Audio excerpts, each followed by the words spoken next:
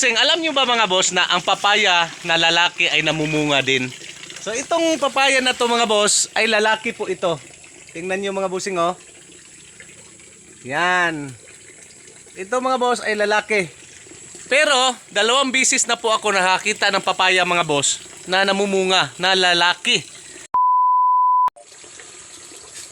So yan mga bossing oh. Ang palatandaan na lalaking papaya ito mga boss. Yan, mayroong ganyan.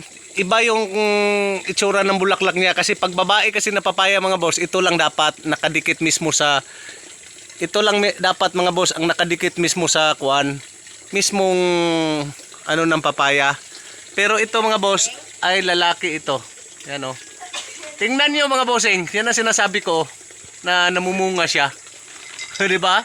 Hindi ko alam mga boss kung yung bunga na yan ay magtutuloy kasi nga lalaki po ito. Ito ay pangalawang bisis kong nakakita ng papaya na lalaki na namumunga. Yan oh. May nakita ako dati mga boss sa Katiil. Ano naman yon?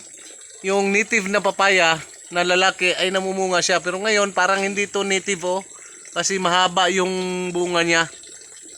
So ano to? Hybrid to na papaya. So tingnan natin mga boss kung magtutuloy. Kung magtutuloy siya ay confirm na ang lalaki pala na papaya possible din palang mamunga. So lalaki po yan ito. Yan.